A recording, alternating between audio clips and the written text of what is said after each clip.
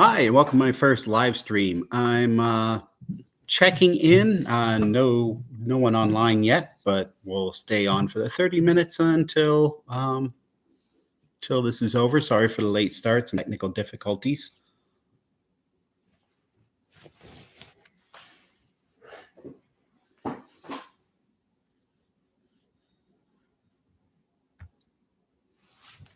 All right, so some of the topics I was going to cover is one, just general i3 questions or discussions if anyone had anything for that, and then also if um, if someone wanted to, we can get into the charging network stuff. Something that I had become really aware of recently is, I've done a range challenge with my car, and I was able to do that really well. There's a video for that.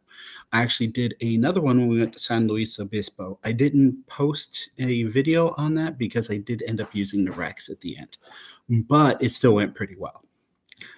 But recently I got to go to Las Vegas and we used the i3 for that. And I discovered that once you leave the California coast, the charging network gets really bad. I ran into 9 different non-functioning chargers. So that really sucked.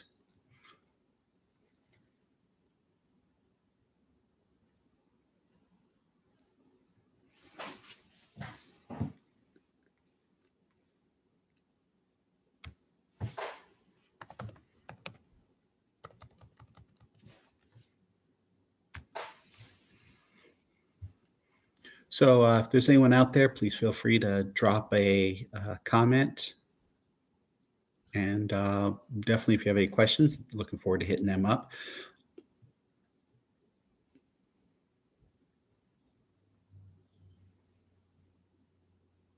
Hello, hello, hello. All right. So kind of recapping that, then we'll talk about my charging experience. So we left out of here in San Diego, and I was able to drive all the way up to Temecula, charged in Murrieta for free. So that was awesome. And then got paid in the San Bernardino area, which I expected to. But then once we hit Victorville, things got really bad. We ended up paying, I had a free charger. I had a primary, secondary, and tertiary charger in one area, and all 3 of them were down. We ended up basically having to hunt and search for one. I was actually not doing great. I had to use some of my Rex. I only started off with like 16 miles on my Rex before that. And so I used up some of that. So we charged there. I got to the next charger that I was planning on using, and it was broken. And at this point, we ended up using up the Rex, and it was at a rest area. So you had the northbound and southbound, north and southbound of the 15. So I read the reviews, and the southbound, I saw that it had 10 and it was up and everything, but apparently it was a southbound. So when we hit the one for the northbound, it was broken. So we had to go up to the next exit, turn around, come back. Rex is empty. Battery's nearly empty. And wasn't even sure if I was going to make it. If that charger didn't work, we'd have been in a pretty bad spot. So that really sucked. So from there, luckily, we were able to charge. And then we made it to where I could fuel up the Rex, basically. And then we made it over to, what was that? Where they have the world's tallest thermometer. Baker. We made it over to Baker, and that was also just really bad. We went there. It was an EVgo charger. It's the one that's actually on the picture for this live stream. They had 6 stations. 4 of them were down. So there was a car on one of them, and then my car, on the 5th one we tried, it finally started. So that was pretty disappointing.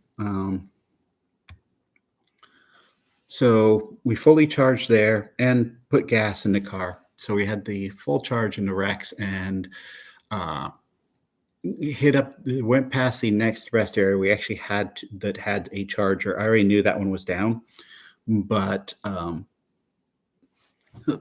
hey, Rohan's Playtime. Thanks for checking in. Howdy.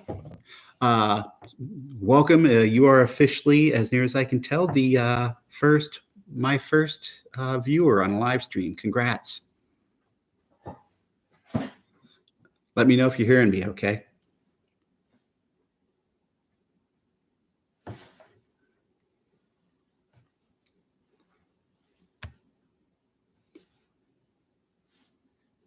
Cool.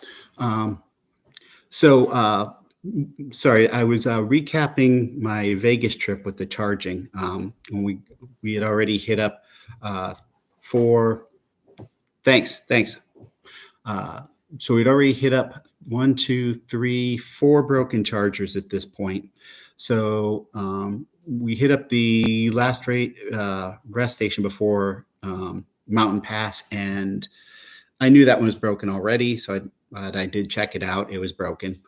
So we went down to Prim and basically used the Rex the rest of the way into Vegas. There was one free charger in Vegas.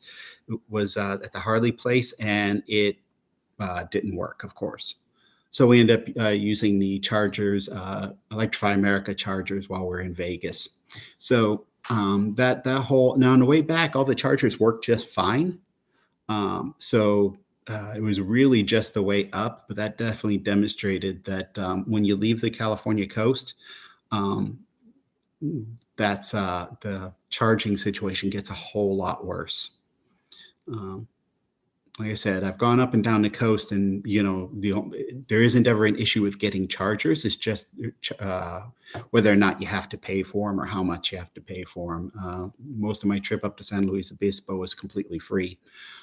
It wasn't until Pismo Beach that I had to, Santa Barbara, that I had to pay for charging. So for Rohan's Playtime, any questions, comments, topics?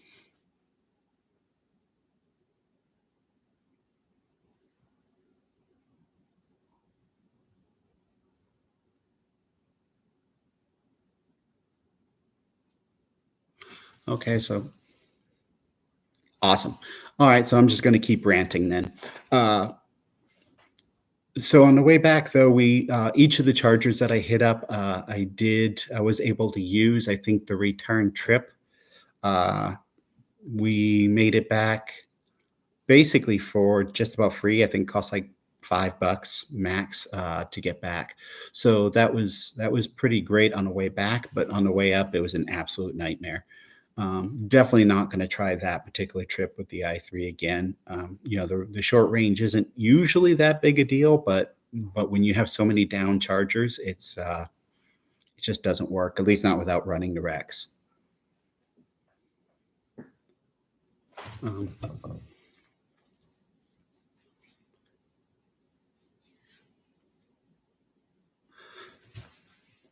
So kind of a recap on the types of chargers that were down. So the rest area ones were ones that are actually owned by Caltrans. I've used a similar one right before Murrieta. There's a park and ride, and they actually have a free one there. The rest of them were charge points that weren't working. And then, like I said, the EVgo in Baker. I could not believe that it was actually a pay charger, and 6 of them were broken. So that was kind of frustrating. All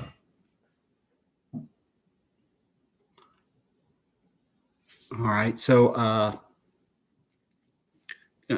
kind of recap the replies I got to the Goodbye i3 video, because got a lot of good feedback on that, a lot of comments. All right, thanks, Rohan's Playtime. Thank you for checking in. Yeah, definitely it will be. Luckily yours, as I know for a fact, is a lot longer range, so you probably shouldn't have so much trouble. Have a good one, though. Have a good night.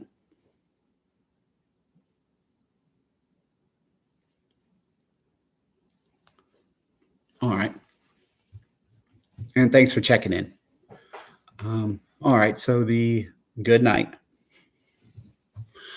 So the i3 video, I got a lot of good feedback. A couple folks gave me some really good pieces of the explanation. I think the one I found really helpful and neat was the idea of the limited tooling. I had heard something from that when Sandy Monroe had done his initial impressions of the i3.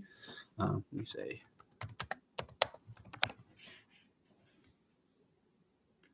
That he had talked about the limited tooling and how the carbon fiber reinforced plastic was more cost effective based on the hold on, I have a call. Hello? Hi, Richard. Yes. Oh, hi there. This is Phoebe from Team Angular Group. I just wanted to follow up on your inquiry on Zillow. Are you still looking for properties in Chula Vista? No, I'm not. Thank you. Oh, okay. You're holding on for now? Yes, thank you. Oh, all right. No problem. All right, have a good night. Have a good one. Thank you. All right, so realtor. Yay. So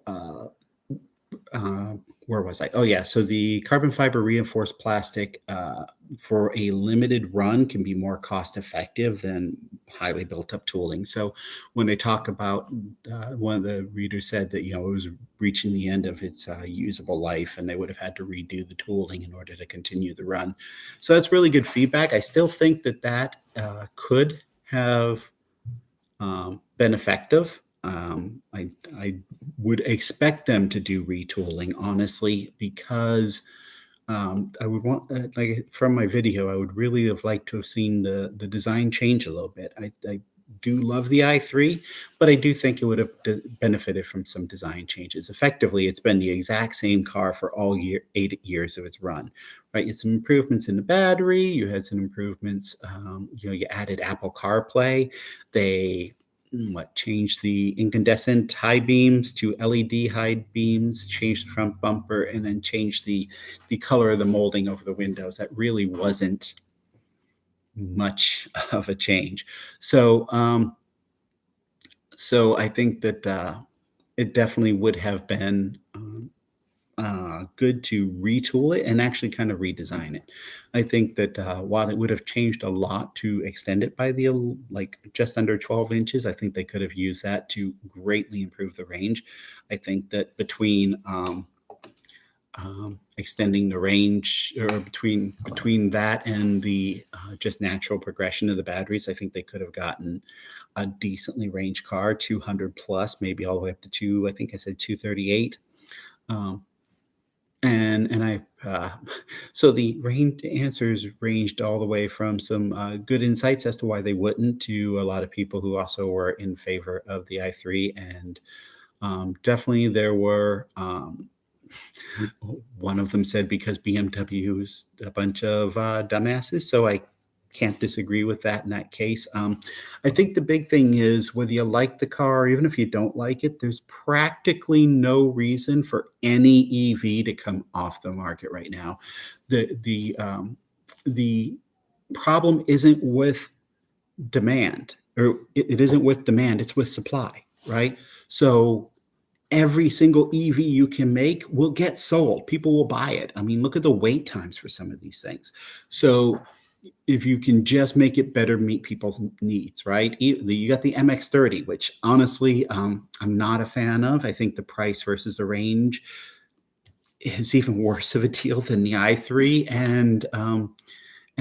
But even then, if they can get the price down, that was actually a neat concept. Let's give you a shorter battery because you don't need so big a battery for like a commuter, and then save money on the price of the car. The problem, of course, they had was they then charged $33,000+ for the car, and vehicles would double the range for $3,000, $4,000, $5,000 more starting off. It just wasn't worth it. It didn't make any sense. So the idea was sound, but they would have to bring that price down at least 5,000 and probably more like 10,000 for it to be a competitive car. Under 25, I think would have made it a very good buy. I think people would absolutely have bought those. Same thing with the Nissan Leaf. I personally am not a fan of the Leafs. One, I hated the look of the original, but then when you talk about the newer versions, when they did the remodel, that it actually is a much better looking car now. I think the problem I have with that is the lack of battery thermal management system. I think that was a bad idea from the get go. They've learned it was a bad idea, and I think when they did the refresh, it was an outstanding opportunity to correct that. I think with a battery management system and the look of the car, I actually think it's a really great car and a great entry level EV. That if it had the cooling system, I would have recommended to anyone, and it wouldn't cost that much to put an active cooling system in it. So I think that again, the Leaf, I would think you shouldn't take it off the market. You should just add a battery thermal management system. I think the minute you make those tweaks to the vehicles for what they're missing, they'll be good competitors.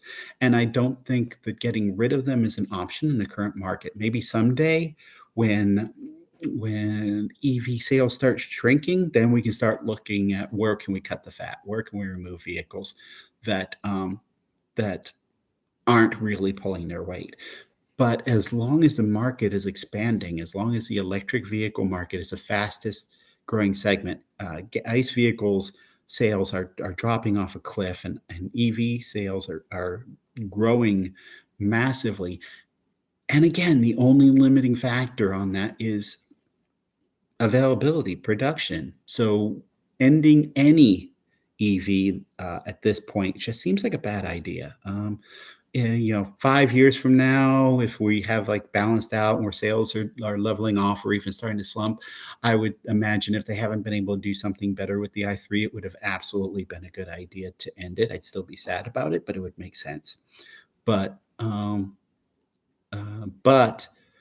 at this point, no, I think you want to keep every single EV you can on the market. All right. Well, I got a late start on this, but we're coming to the tail end of the time, and sad to say, my one viewer has already checked in and checked out. I didn't necessarily expect a lot from my first live stream. This was mostly geared towards just getting a live stream on the books. Supposedly it promotes the channel, and also if anyone did want to touch base and reach out to me, this is an opportunity to do so. But otherwise, it's a quiet Monday afternoon. If you have any thoughts, feedback, or anything like that, please feel free to leave them in the comments after this video is posted. And I would say, well, make sure you like, subscribe. Well, it's a live stream. If you didn't want to watch it here, I imagine liking probably isn't the case, but your subscription would still be awesome. And bell notification for my next video. I'm doing one on the fully charged live event. I'm actually way behind on posting that. A lot of life has happened since the event. And so I will be posting that relatively soon. So keep an eye out for that. And then I think I'm going to do, actually, unless anyone has any thoughts on it or ideas on it, I think I will actually cover a little more in detail map kind of thing, my trip to Vegas and how that worked. Because again, that was a pretty big eye opener. I've always been aware that away from the California coast, the charging wasn't as great as it is here, but and because I know, like in Arizona, for example, I saw that the charging network, like for example, I think it's in Tempe, Arizona, really isn't, or Tucson, Arizona, really isn't that great. But we were still in California and it dropped off a cliff, and that was pretty sad. So I'm going to do a full length video on that. And in the meantime, everyone have a great night and goodbye.